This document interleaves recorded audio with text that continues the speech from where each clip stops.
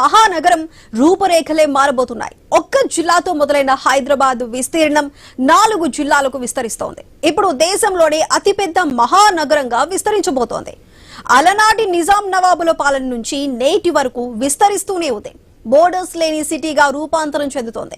ఇప్పటి వరకు ఉన్న గ్రేటర్ హైదరాబాద్ ఇప్పుడు ఔటర్ లోపల ఉన్న 20 మున్సిపాలిటీలు, 7 కార్పొరేషన్లు బల్దియాలో విలీనమయ్యే ప్రక్రియకు అడుగు వేసింది. 55 చదరపు కిలోమీటర్ల విస్తీర్ణంతో మొదలైన హైదరాబాద్ అభివృద్ధి ప్రణాళిక నేడు 2000 చదరపు కిలోమీటర్లకు విస్తరిస్తోంది. ఎల్లలు లేని ఈ భాగ్యనగరం అభివృద్ధి ఏ స్థాయిలో దూసుకువెళ్తుందో ఎవరూ ఊహించలేకపోతున్నారు.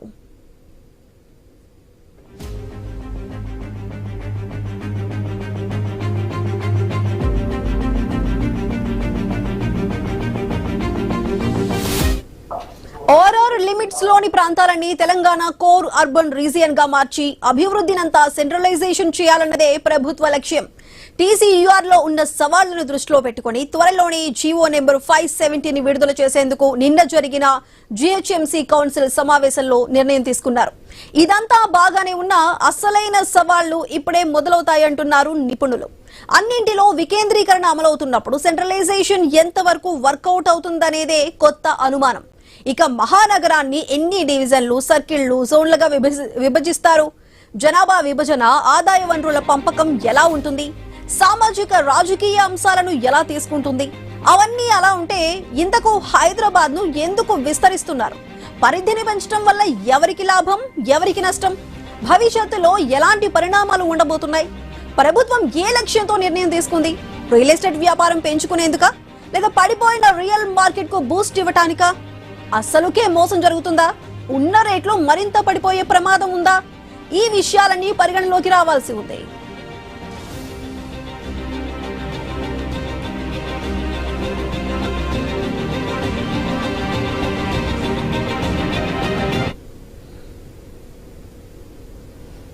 ప్రభుత్వం హైదరాబాద్ పరిధిని పెంచబోతుంది. దీనికి సంబంధించి హైదరాబాద్ పరిధిని పెంచడం వల్ల ఉన్న లాభాలేంటి, నష్టాలేంటి అనే విశ్లేషణకి సంబంధించిన మరింత సమాచారాన్ని మా ఇన్పుట్ ఎడిటర్ శ్రీకాంత్ లైవ్ లో అందిస్తారు. Srikanth, over to you. Sai Sudha, good afternoon. So Hyderabad పరిధి పెరగబోతోంది, హైదరాబాద్ జనాభా శాతం పెరుగుతుంది. అంటే గ్రేటర్ హైదరాబాద్ పరిధిలోకి వచ్చేటువంటి విషయం చూసుకుంటే కనుక సో ఇప్పటి వరకు దేశంలో ఒక మహానగరంలో, ఇందాక మీరు ఇంట్రోలో మాట్లాడినట్టు, దేశంలో ఒక మహానగరంలో మొదటి స్థానంలో హైదరాబాద్ రాబోతుంది. సో ప్రస్తుతానికి 14,000 చదరపు కిలోమీటర్లతోటి 1400 చదరపు కిలోమీటర్లతోటి ఢిల్లీ మొదటి స్థానంలో ఉంటే, ఆ తర్వాత 742 చదరపు కిలోమీటర్లతోటి బెంగళూరు రెండో స్థానంలో ఉంది. ఇక 650 కిలోమీటర్లతోటి హైదరాబాద్ మూడో స్థానంలో ఉంటే 2000 చదరపు కిలోమీటర్లు ఇప్పుడు పెరగబోతోంది.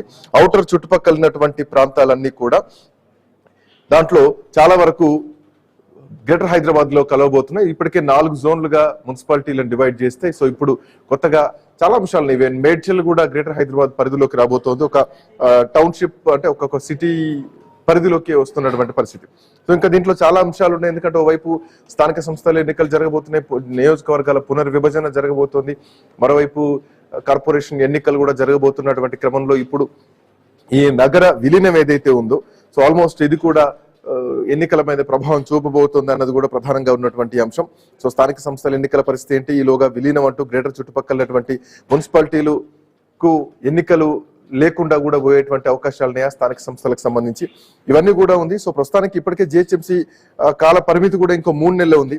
సో ఇట్లాంటి సమయంలో విభజన కానీ లేదంటే డివిజన్లకు సంబంధించినటువంటి పునర్వ్యవస్థీకరణ ఏదైతే జరగబోతోందో, సో ఇవన్నీ చూస్తే ఎన్నికలు జరిగేటువంటి అవకాశం లేదనేది ప్రధానంగా కనిపిస్తున్నటువంటి మాట.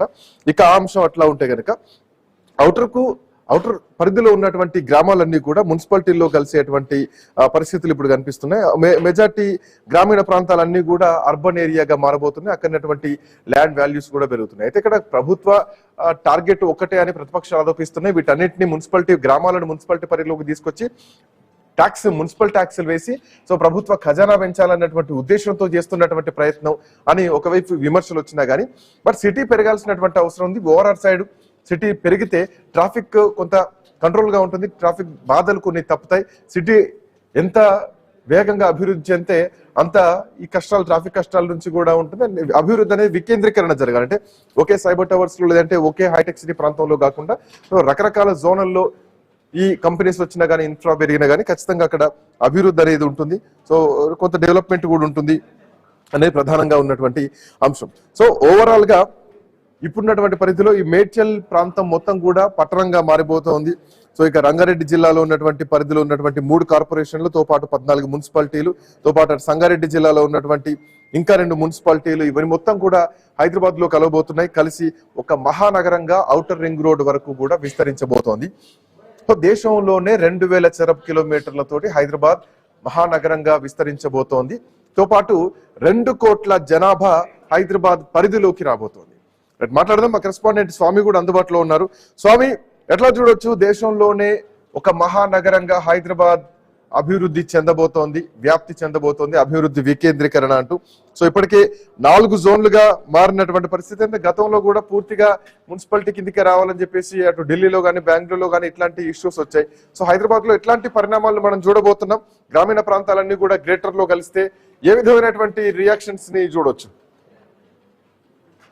అంటే శ్రీకాంత్, నిజాం కాలం నుంచి మొదలైనటువంటి హైదరాబాద్ బల్దియా ప్రస్తుతం ఇప్పుడు GHMC greater Hyderabad municipal corporation వరకు వెళ్ళింది. ఇప్పుడు 150 డివిజన్లతో కొనసాగుతున్నటువంటి హైదరాబాద్ నగర ప్రస్థానం రానున్న రోజుల్లో నగరాన్ని ఒక జిహెచ్ఎంసీని ఒకేదా ఉంచుతారా, లేకపోతే 4 ముక్కలు చేస్తారా? హైదరాబాద్ ఢిల్లీ తరహాలో south Delhi, west Delhi, central Delhi లాగా చేస్తారా?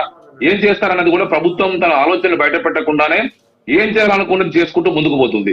ఒకవైపు హైదరాబాద్ నగరంలో ట్రాన్స్పోర్ట్ జనం చాలా ఇబ్బంది పడుతున్నారు. గతంలో ఉన్నటువంటి మున్సిపల్ నుంచి మున్సిపల్ కార్పొరేషన్ గా మారినప్పుడు జిహెచ్ఎంసీకి ఇప్పటికే అప్పుడు ప్రస్థానం ప్రారంభించినప్పుడు హైదరాబాద్ పరిధిలో ఉన్నటువంటి 11 కొత్త మున్సిపాలిటీలను అప్పుడు జిహెచ్ఎంసీలో విలీనం చేశారు.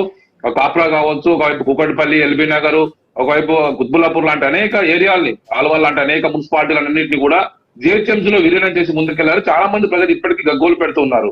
మాకు మున్సిపాలిటీగా ఉన్నప్పుడు జరిగినటువంటి అభివృద్ధి జిహెచ్ఎంసీ అయిన తర్వాత జరగలేదు. మున్సిపాలిటీగా ఉన్నప్పుడు మా వార్డులకు కావచ్చు, మా ఏరియాలకు కావచ్చు ప్రత్యేక కాన్సన్ట్రేషన్ చేసి అప్పుడున్నటువంటి ఒకవైపు మున్సిపల్ చైర్మన్ కావచ్చు, కౌన్సిలర్ అంతా కూడా పెద్ద ఎత్తున అభివృద్ధి చేయించారు. ఇప్పుడు ఆ పరిస్థితి లేకుండా పోయిందని కూడా చాలా మంది వాపోతున్నారు. ఇప్పుడు ఇలాంటి పరిస్థితుల్లో మరొకసారి రాష్ట్ర ప్రభుత్వం తెలంగాణ వచ్చిన తర్వాత గత కేసీఆర్ కూడా 2 సార్లు ప్రయత్నాలు చేశారు. కానీ కొత్త మున్సిపాలిటీలను, కొత్త కార్పొరేషన్లను ఏర్పాటు చేసి వాటికి కొంత ప్రత్యేకంగా గ్రాంట్ ఇచ్చి అభివృద్ధి చేయడం కోసం ప్రయత్నం చేశారు. కానీ అవి అనుకున్నంతగా నెరవేరలేదు. ఇప్పుడు మళ్ళీ కాంగ్రెస్ ప్రభుత్వం వచ్చిన తర్వాత గతంలో వైఎస్ రాజశేఖర రెడ్డి ప్రభుత్వంలో ఎలాంటి ప్రయత్నాలు జరిగాయో మళ్ళీ ఇప్పుడు రేవంత్ రెడ్డి కూడా అలాంటి ప్రయత్నాలు చేస్తారు. 27 మున్సిపాలిటీల కార్పొరేషన్ అన్నింటిని కూడా జిహెచ్ఎంసీలో విలీనం చేయడం అంటే ఒకవైపు పెద్ద మహానగరంగా హైదరాబాద్ నగరాన్ని చూపించడానికి సరిపోతుంది తప్ప ఈ నగరానికి కావాల్సినంత ఇన్ఫ్రాస్ట్రక్చర్ కావచ్చు, ఒకవైపు ట్రాన్స్పోర్ట్ కావచ్చు. ఒకవైపు మనం చూస్తున్నాం మెట్రో తోటే చాలా మంది ఎల్బీ నగర్ వరకు మెట్రో ఉంది, దీన్ని ఔటర్ రింగ్ రోడ్ వరకు విస్తరించాలి.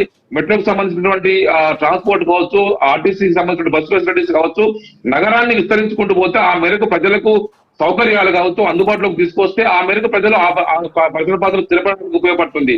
కేవలం ఇప్పుడు మళ్ళీ చూస్తున్నాం మనం ఇప్పటికే జిహెచ్ఎంసీ పరిధిలో ఉన్నటువంటి అనేక రకాల పారిశ్రామిక వాడలను ఖాళీ చేయించి వారికి అద్భుత ధరకే ఒక 30%, 50% ల్యాండ్ వాళ్ళకి డిక్లరేషన్ చేసి ఇక్కడి నుంచి వాళ్ళు బయటికి పంపిస్తారు. ఇదంతా కూడా రానున్న రోజుల్లో రియల్ ఎస్టేట్ బూస్ట్ కోసమే రాష్ట్ర ప్రభుత్వం ఇలాంటి ఎత్తుగడతో ముందుకు పోతుంది అనేది కూడా ప్రతిపక్షాలు చేస్తున్నటువంటి ఆరోపణ.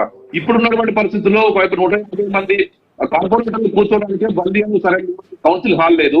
ఇప్పుడు మళ్ళీ దీన్ని రానున్న రోజుల్లో విస్తరిస్తే ఇప్పుడున్నటువంటి 27 మున్సిపాలిటీలను కాస్త మున్సిపాలిటీలను కార్పొరేషన్లను విలీనం చేస్తే రానున్న రోజుల్లో ఈ కార్పొరేషన్ల సంఖ్యను పెంచుతారా, లేకపోతే ఉన్నటువంటి జిహెచ్ఎంసీని 4 ముక్కలు చేసి ఏ ముక్క కా ముక్క ఈస్ట్ వెస్ట్ నార్త్ సౌత్ లాగా చేస్తారా, సెంట్రల్ కోర్సు అలాగే ఉంచుతారా, ఏందనేది కూడా ప్రభుత్వం తమ ఆలోచనని బయట పెట్టకుండానే ఒక వ్యూహాత్మకంగా అడుగులు వేస్తూ ముందుకెళ్తుంది.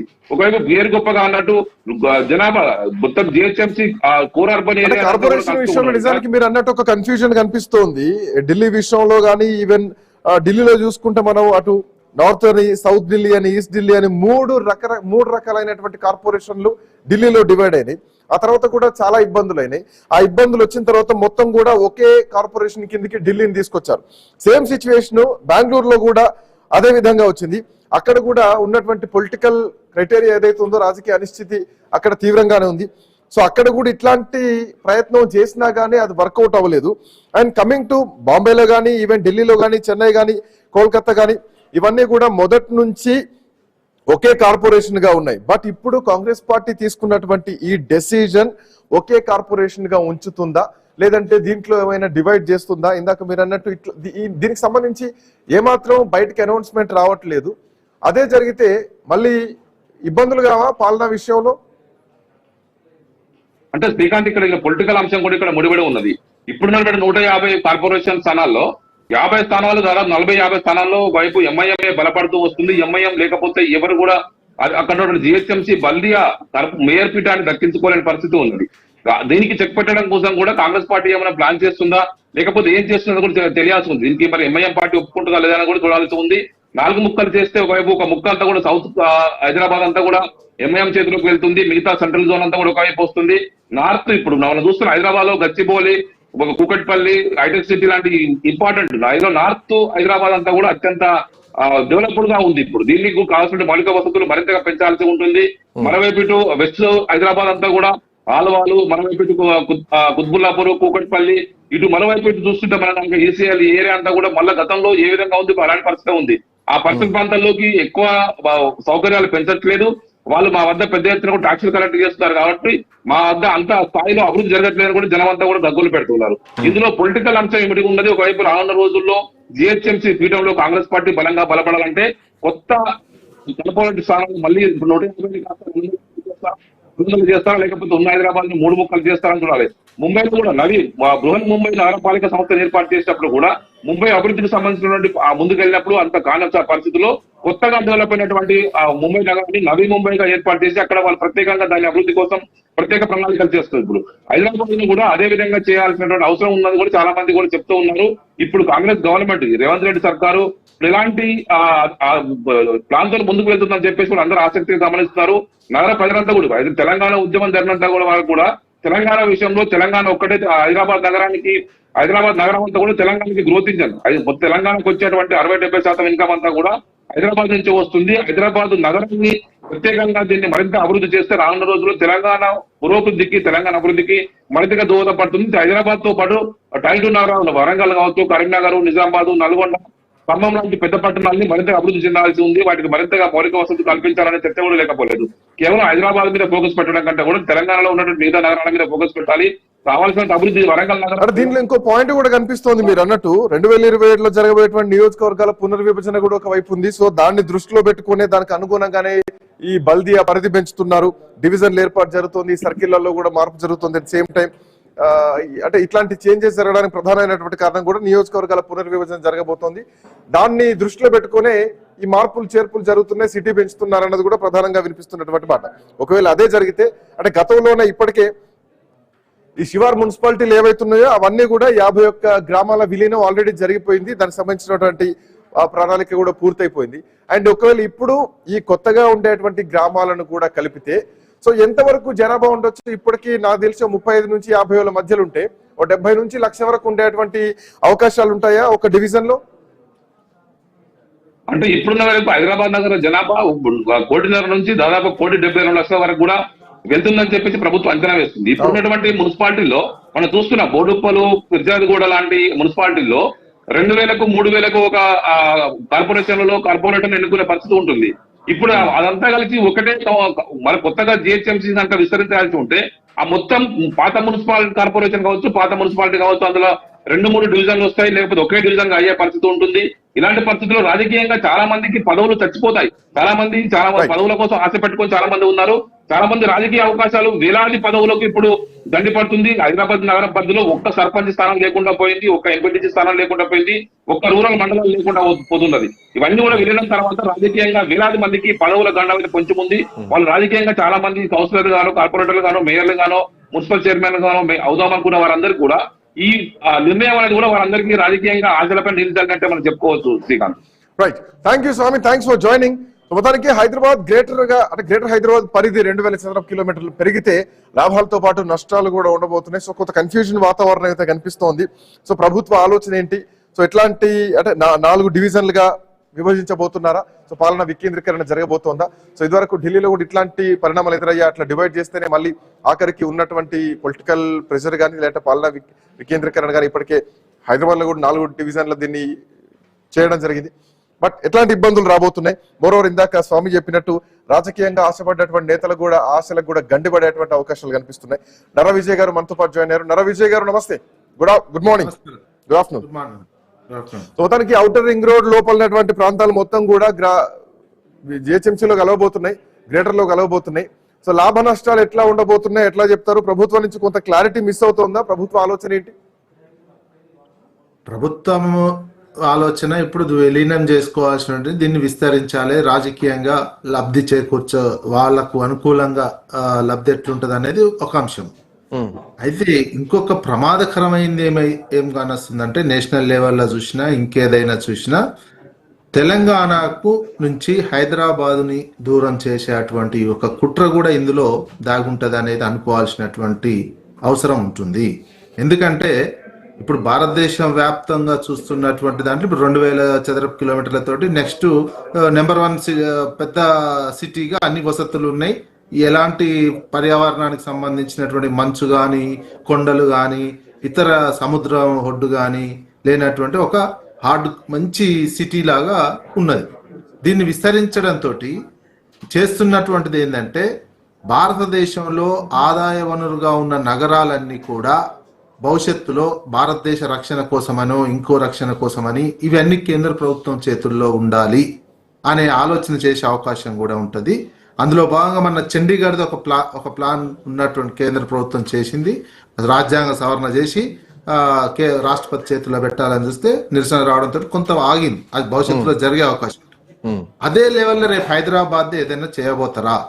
ఎందుకంటే ఈ మధ్యకాలంలో 140 కోట్ల జనాభా, సెకండ్ క్యాపిటల్ అని ఇప్పుడు ఓన్లీ రింగ్ రోడ్ వరకు, నెక్స్ట్ త్రిబుల్ ఆర్ వరకు ఆ హైదరాబాద్ ని సెకండ్ క్యాపిటల్ గా చేయడం, ఇదంతా కేంద్రం చేతుల్లో పెట్టుకోవడం. అందుకే అందులో భాగంగా ఇప్పుడు ఉన్నటువంటి ముఖ్యమంత్రి భారత్ ఫ్యూచర్ సిటీ అని కొత్తది పెడుతున్నటువంటిది. అందులో నార్త్ ఈస్టర్న్ స్టేట్స్ కు క్రమంగా స్థలాలు కేటాయిస్తున్నారు. అంటే ఇప్పుడు ఉన్నటువంటి ముఖ్యమంత్రి, కేంద్రంలో ఉన్నటువంటి ప్రధానమంత్రి, వాళ్ళు ఇంటర్నల్ గా ప్లస్ అదాని లాంటి ఇండస్ట్రియలిస్టులు, పారిశ్రామికవేత్తలు, నార్త్ ఇండియా సంబంధించినటువంటి వాళ్ళంతా ఈ ఆదాయ వనరు ఉన్నటువంటి హైదరాబాద్ నగరాన్ని తమ గుప్పెట్లోకి తీసుకునేటువంటి కుట్రకు ఈ రకమైనటువంటి బీజాలు వేస్తున్నారు అనే అనుమానం కూడా వచ్చే అవకాశం ఉన్నది. ఈ రాజకీయంగా రేపు జనాభా లెక్కలు కావచ్చు, జనాభా లెక్కలు తీసిన తర్వాత పునర్విభజన కావచ్చు, మీకున్న పరిస్థితి అంటే ఇప్పుడు ఆల్రెడీ దీనికి సంబంధించి ఒక తెర అయితే పడ్డది. గ్రేటర్ లో కలుపుతున్నాం అని చెప్పేసి 2000 చదరపు కిలోమీటర్లు హైదరాబాద్ పెంచుతున్నాం అని చెప్పేసి. సో గతంలో కూడా గ్రామాల విలీనం చేసేటప్పుడు నగరం మొత్తం 4 జోన్లుగా మేము చేయబోతున్నాం, ఏ జోన్ కా జోన్ పరిపాలన జరగబోతోంది, పరిపాలన కేంద్రాలను ఏర్పాటు చేస్తామని ప్రకటించింది గతంలో. సో ఇప్పుడు నగరాన్ని ఒకే జోన్ గా ఉంచుతారా, ఒకే పరిధిలో ఉంచుతారా, లేదంటే 4 దిక్కుల వారీగా చేసేటువంటి కార్పొరేషన్లుగా ఉండేటువంటి అవకాశం ఉందా? సో దీనిపైన ఎట్లాంటి క్లారిటీ రావట్లేదు, కొంత కన్ఫ్యూజన్ వాతావరణం ఇప్పుడు క్రియేట్ అవుతుంది. మరోవర్ ఇప్పటికే గ్రామ పంచాయతీల పదవీ కాలం అయిపోయింది, కార్పొరేషన్లది కూడా అయిపోబోతుంది ఇంకా 3 నెలల్లో. సో ఏం జరగబోతుంది, ఎట్లాంటి పరిణామాలు ఉండబోతుంది? రాజకీయ నేతల ఆశలకు కూడా గండిపడేది. ఒకటిగా ఉంచలేకపోవచ్చు, ఎందుకంటే ఇంత పెద్దది ఒకటిగా ఉంచితే పరిపాలన చాలా కష్టమైపోతుంది. జోనల్ కమిషనర్స్ ఇవన్నీ ఉండాల్సిన ప్రజాప్రతినిధి. నేను అనుకుంటా కంపల్సరీగా దీన్ని మళ్ళా 2 గనో 3 గనో కార్పొరేషన్లుగా చేసే పరిపాలన కొనసాగించే అవకాశం కూడా ఉంటది. లేదా కేంద్రీకృతంగానే ఉండాలి అంటే ఆ రకంగా రాజకీయ పరమైనటువంటి నిర్ణయం దాదాపు ఒకే లెవెల్లో ఉంటే మాత్రం పరిపాలన ఇబ్బందికరంగా ఉంటుంది. మొత్తం ఔటర్ రింగ్ రోడ్డు నుంచి ఒకటంటే ఇదే పవర్ఫుల్ అవుతుంది. అప్పుడు ఏమవుతుంది అంటే అసెంబ్లీ కంటే వీళ్ళే పవర్ఫుల్ గా అయ్యే అవకాశం ఉంటది. ఎందుకంటే డబ్బు ఇక్కడి నుంచే వస్తుంది, ఇక్కడనే ఇది ఉంటది. ఇప్పుడున్న రాజకీయ నాయకులు అది కూడా పొలిటికల్ గా డిసిషన్ తీసుకునేటప్పుడు దీని పవర్స్ తక్కువనే ఉండే విధంగా చూస్తారు. అందుకే విభజన చేసేది చూస్తారు. ఇది అనుకుంటే కార్పొరేషన్లుగానే డివిజన్ చేసే అవకాశం ఉంటది. ఇది చేసిన తర్వాత ఏందనేదే ఇది అంటే ఒక రకంగా అర్బనైజేషన్, కోర్ క్యాపిటల్ అని, త్రిబుల్-ఆర్ వరకు ఇంకొక అర్బన్ కోర్ అని, మొత్తం రూరల్ తెలంగాణ అని, త్రిబుల్-ఆర్ అవతల రూరల్ తెలంగాణ అని పెట్టినటువంటిది. వాస్తవానికి ఇప్పుడు తెలంగాణ ఉన్నటువంటి తెలంగాణ మొత్తం కూడా దాదాపు కొంత భాగం తప్ప ప్రతిదీ అర్బనైజేషన్ లోకి దగ్గరకు వచ్చింది. దాదాపు ప్రతి గ్రామం ఏదో ఒక మున్సిపాలిటీలలో, గ్రామీణ ప్రాంతాల్లో ఉన్నటువంటిది కూడా ఏదో ఒక మున్సిపాలిటీ, చాలా తక్కువ పర్సంటేజే గ్రామాలుగా ఉన్నాయి. అర్బనైజేషనే ఎక్కువ ఉన్నది. ఇప్పుడు దీంతో సగం జనాభా లెక్కలు చేస్తే 2.5 కోట్లు వెళ్తుంది ఇప్పుడు ఔటర్ రింగ్ రోడ్ వరకే. దాదాపు త్రిబుల్-ఆర్ వరకు చూసుకుంటే దాదాపు 3 కోట్లు వెళ్తుంది. ఉన్న 4 పదవులు పోతాయి కదా. సో ఇక్కడ పాయింట్ ఏంటంటే ఇప్పటి వరకు డైరెక్టర్లు, చైర్మన్లు, కార్పొరేటర్లు ఎవరైతే ఉన్నారో, అఫ్ కోర్స్ అంటే ఈ చైర్మన్లు కానీ, డైరెక్టర్ల పదవులు కానీ, కౌన్సిలర్లు ఎవరైతే ఉన్నారో ఇప్పటి వరకు ఈ పదవులు మొత్తం కూడా పోతాయి. ఒకవేళ విలీనం జరిగితే మొత్తం పరిపాలన అంతా కూడా కార్పొరేటర్లు మేయర్ల చేతుల్లోకి వస్తుంది. ఇందాక మీరు అన్నట్టు వీళ్ళే బలమవుతారు, వాళ్ళ చేతుల్లోనే ఉంటుంది. ఒక సీఎం పవర్స్ ఉండేటువంటి పరిస్థితుల్లోకి వెళ్ళిపోతారు. బట్ ఇప్పుడున్నటువంటి పరిస్థితుల్లో ప్రస్తుతం 1200 మంది ఓటర్లు ఒక మున్సిపల్ వాడుకుంటే ఒకవేళ కార్పొరేషన్ ఏర్పాటు అయితే కనుక డివిజన్ కి ఆల్మోస్ట్ ఎంత లేదన్నా 30 నుంచి 50,000 మంది ఓటర్లు ఉండేటువంటి అవకాశం ఉంటుంది. అట్ సేమ్ టైం గ్రామ పంచాయతీలు పోతాయి. మీరు అన్నట్టు ఇందాక కార్పొరేషన్లకు కానీ మున్సిపాలిటీలకు కానీ గ్రామ పంచాయతీలకు కానీ పాలక వర్గాలకి టైం కూడా అయిపోతుంది కాబట్టి సో వీటిల్లో కూడా ఇబ్బందులు ఎదురవుతాయి. ఆ పదవులు కూడా మాయమవుతాయి. సో డైరెక్టర్ల పదవులు కూడా పోతాయి. సో రాజకీయంగా మళ్ళీ కొంత స్తబ్దత కూడా వచ్చేటువంటి అవకాశాలు ఉన్నాయి.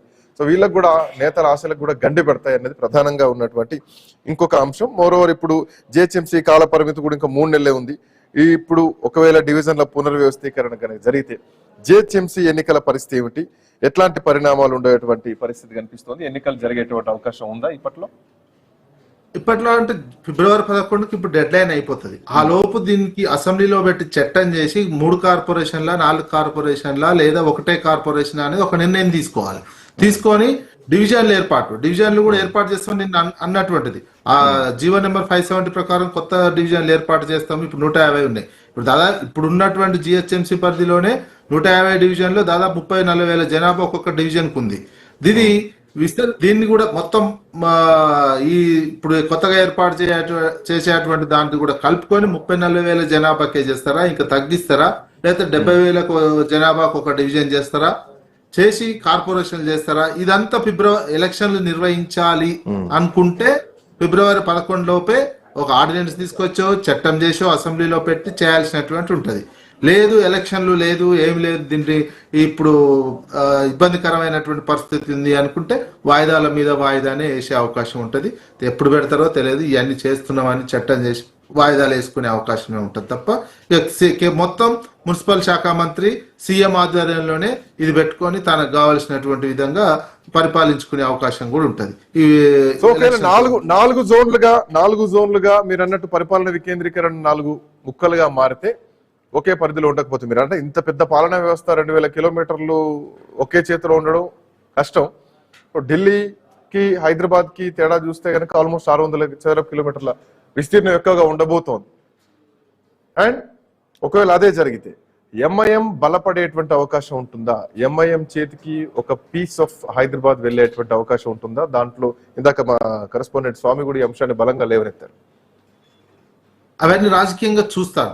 డివిజన్ చేసేటప్పుడే ఒకవేళ ఎంఐఎంని పరిమితం చేయాలనుకుంటే ఓల్డ్ సిటీ వరకే ఒక కార్పొరేషన్ పెట్టి వాళ్ళని అంతకే పరిమితం చేస్తారు, బయటికి రాకుండా చూసే అవకాశం ఉంటది. లేదా అన్నిటిని కలిపేసి వాళ్ళ బలం ఎక్కడా వాళ్ళు మేయర్ కాకుండా చూసే అవకాశం కూడా ఉంటది. మొత్తం వాళ్ళకి అప్పగించాలనేది. ఇందులో ఈ అంశం వచ్చినప్పుడు కంపల్సరీగా కేంద్రంలో ఉన్నటువంటి పార్టీ ప్రభావం కూడా పడుతుంది. వాళ్ళు ఇచ్చేటువంటి గైడెన్స్ ప్రకారం కూడా చేయాల్సినటువంటి అవసరం ఉంటది రాజకీయ పరంగా చూసుకున్నట్లయితే. అందుకు లేదా హైదరాబాద్ ప్రశాంతంగా ఉండాలి, వాళ్ళకు ఉండాలి, ఎప్పుడు నిరంతరం ఎలాంటి ట్రిలియన్ ఎకానమీకి తీసుకెళ్లాలనే దాంతో ఉంటే అందరినీ కలుపుకోపోవాల్సినటువంటి అవసరం ఉంటుంది రాజకీయంగా.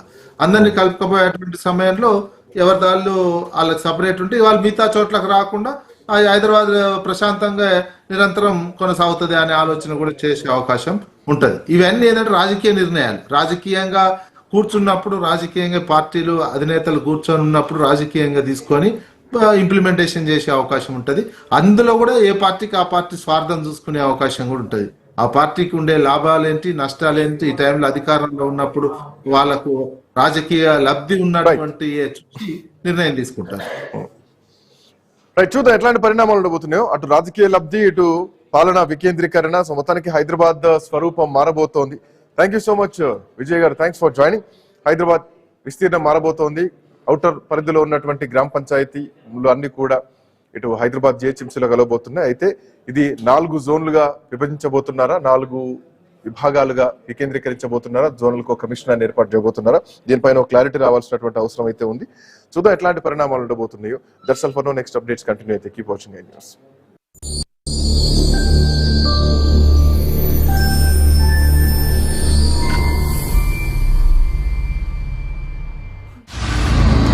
ముగింపు దిశగా రష్యా ఉక్రెయిన్ యుద్ధం.